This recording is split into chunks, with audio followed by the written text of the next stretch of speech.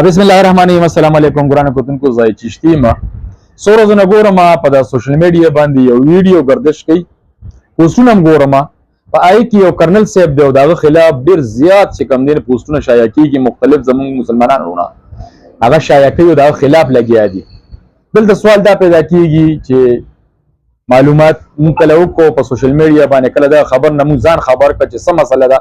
ویل کېږي دا چې د سرحد یونیورسيټي چې کوم اډمیشن ډپارټمنټ هیډ ده، هغه زنانه سره دغه یونیورسيټي طالب علم چې کوم دی هغه بدتمیزي کړې ده. د هغې نه بعد چې کوم دی دغه زنانه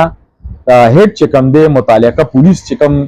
افسران دي، د متعلقه تانې افسران دي، هغوی ته کال کړی دی، هغوی موقع ته راغلي دي، هغوی ناست دي دغلته، هغوی سره خبرې اترې کړې دي. چونکې د دغه نه بعد هم دغه طالب علمان چې کوم دي د خپل حرکتونو نه باز نه دي راغلي. دې کې سوال دا پیدا کیږي چې اوس ډېر خلک دا تنقید کوي چې یاره کرنل صاحب راغلی دی او ډزې کړی دی، هوایي فایرنګ یې کړی دی. دلته سوال دا پیدا کیږي چې کرنل صاحب نه علاوه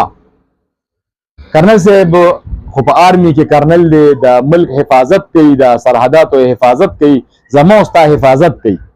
دلته چې کوم دی هغه اوس په کور باندې راله، د خپل کور والا د خپل ښځې د حفاظت آیا هغه نشي کولی چې کله زما حفاظت کوي، زما د قام حفاظت کوي، د قام د بچو حفاظت کوي، نو که په خپل کور باندې د یو انسان راشي، دا یو آرمي والا نو یو سیویل انسان شو او هغه د خپل کور والا کالو کی چې ما سره دغه شانتې د کالج هلکان چې کوم دی بدتمیزي کوي، نو اب ځان رسوي نه، اب د خپل سیفټي دپاره اب ډز نه کوي،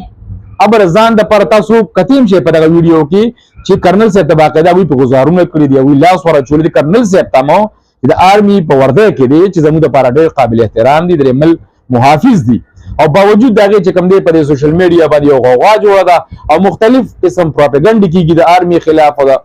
کم از کم زه دغه خلکو ته پیغام ورکوم چې دا زموږ د قوم او د عوامو محافظ دي، زموږ د ملک محافظ دي. پکار دي چې یو زنانه سره ظلم زیاتی کېږي او د هغې خپل خاوند راځي او د هغې د حفاظت دپاره ودرېږي، نو دا بیا یو غټه ایشو دلته جوړ شي چې یاره کرنل صاحب راغی او ډزې وکړو. دا کرنل صاحب نو یو عام شهري و، یو سیول کس و، یو پولیس والا و. دا دغه چې کوم پولیس والا ولاړ و دوی کور والا وه، د پولیس والا بس رویه وه دغلته، د دغلته یو پرنسپل صاحب و، د هغه کور والا وه، د هغه بس رویه وه، د هغه بس دغه ټایم کې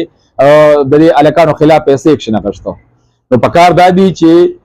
دا کم سوشل میډیا باندې د آرمي خلاف یا داسې پروپاګنډ کېږي، مهرباني کوئ اول تاسو سټډي کوئ، ګورئ چې یاره دا سړی په کم بیس راغلی دی، د ولې دغلته حرکت کړی، ولې دغه ځای ته خبر رسېدلی ده. کم از کم دې ته سوچ پکار دی چې یو د انسان عزت ته ترلاسه چې نو خام لازمي خبر ده چې خپل د ځان ساتلو دپاره، د خپل عزت ساتلو دپاره به ادا قدم اوچت